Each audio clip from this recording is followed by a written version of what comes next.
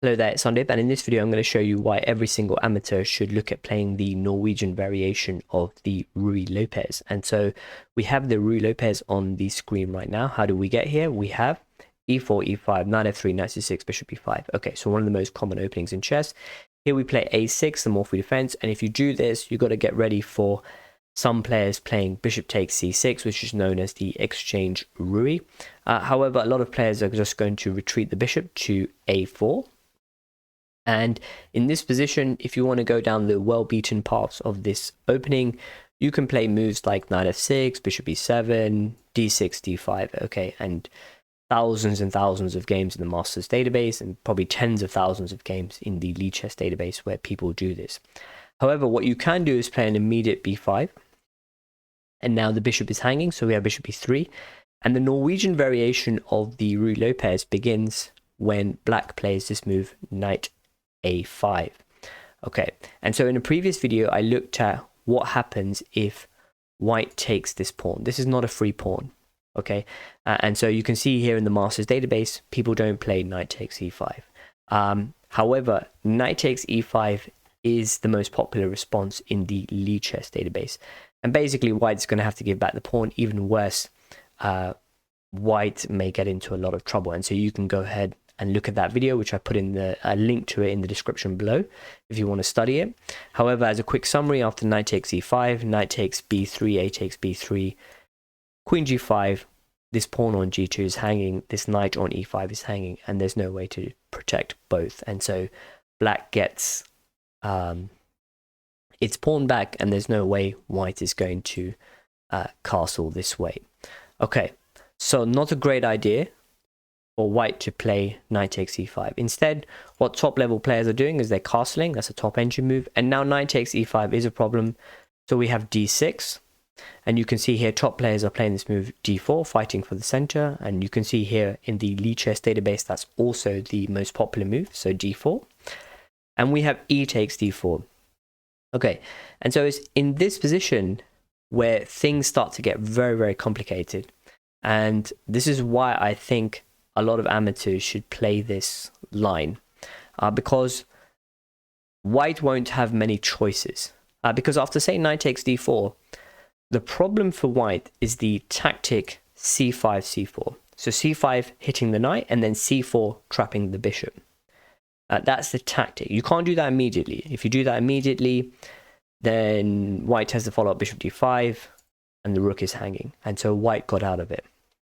Instead, black has to make a preparation move, play bishop b7. And now c5, c4 is a threat. And so one clean way for white to deal with this is just to play c4 itself. Not a good idea for black to play bishop takes e4, because after rook e1, the bishop is pinned and black is in a completely losing position. So after c4, c5 doesn't really do much because of knight a5. And now let's say g6, knight e3, okay, and the game goes on. But crucially, in this position, black cannot play c4 and trap the light squared bishop. Another way to defend in this position after bishop b7 is just to play bishop d2. And now c5 doesn't work because of bishop d5.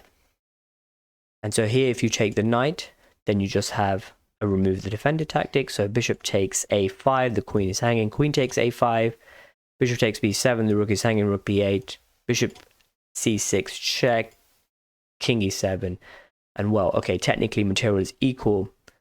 However, black is in a losing position because the black king is out in the center with queens on the board. Alternatively, after bishop d5, if you play bishop takes d5, and let's say e takes d5, and you try to take this knight, it doesn't work. Because after queen e1 check, there is now a double attack on this knight. You have to block the check, however way you do it. Bishop takes a5, and now we see the queen is hanging, the queen moves. And material is equal, but I believe white is in a slightly better position. So these are the ways in which after d4, e takes d4, knight takes d4, bishop b7, you can see here in the Masters database the two popular ways in which top level players deal with this c5, c4 problem is to either play c4 itself or to play bishop d2. But you can see here in the Lichess database that players with the white pieces really struggle with this. So there are some 570 games that have reached this position, and white could only win 37%, despite white being slightly better. And it's because white has to walk quite a narrow path here. And so one of the things that white does is to play this move rook e1. Okay, it develops a rook, it defends this pawn, but as we discussed above, that pawn doesn't need any protection because the black king is in line. But anyway, after rook e1, we can go ahead and play c5. And now after knight f5, c4, this bishop is trapped.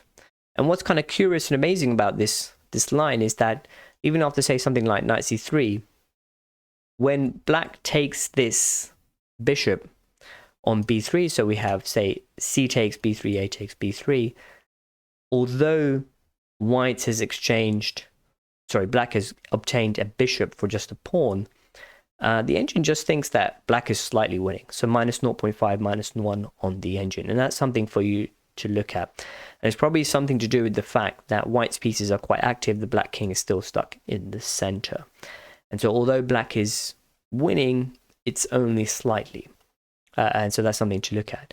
In this position, after rook e1, c5, there is a way for white to be resourceful. You can see here, people are playing this move e5. And the point of e5 is now that if you take this knight, it's not a great idea, because we have e takes d6, and how are you going to block this check? The best thing to do, if you play king d7, then the black king is out in the center, and black is in a completely losing position. Instead, just give back material with this move, knight e7. And here, white could just take the knight and get back its material, but white can actually just be greedy in this position. So play queen takes d4. This knight is pinned, it can't go anywhere. And now we have knight takes b3, a takes b3. Let's say queen d7, trying to long castle. In this position, white cannot take because the queen is hanging. Let's say we have queen d3, long castles, and now we take. The white gets its material back. Bishop takes e7. Okay, and in this position, the game goes on. However, white has been able to pinch a pawn in the process. So this e5 move is quite resourceful here from white. The best thing for black to do in this position is just to play d takes e5. And now rook takes e5 is a huge mistake, because once you block this check with bishop e7, this knight cannot move because the queen is undefended. And so in this position, it's about -4 on the engine. So white is completely lost. Instead, after d takes e5, so just recap, e5, d takes e5, the way white keeps the game going is to play this move queen h5, threatening mate here on f7. You don't want to play g6 because that exposes you to the standard tactic, queen takes e5 and then winning the rook.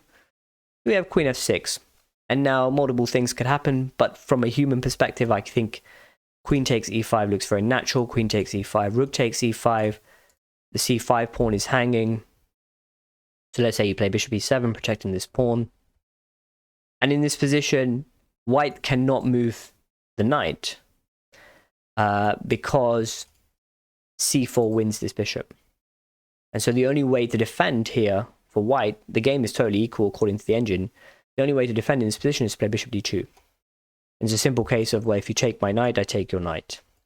And so here, rather than play with an isolated pawn, I think the best thing for black to do is to play knight takes b3. And obviously we have knight takes b3. The game goes on, material is equal. But throughout that, after you have d4, e takes d4, knight takes d4, you get the feeling that white is going to have to know theory to stay in the game. And this is why I think all amateurs should look at playing this line against people who play the Ruy Lopez. And also note here, after queen takes d4, the same tactic still exists. Because after bishop b7, black is still threatening c5 and c4. And so it doesn't really matter whether white plays knight takes d4 or queen takes d4, the resulting lines are quite sharp. So anyway, if you have any opinions on that, do leave them below. Thank you very much for your time.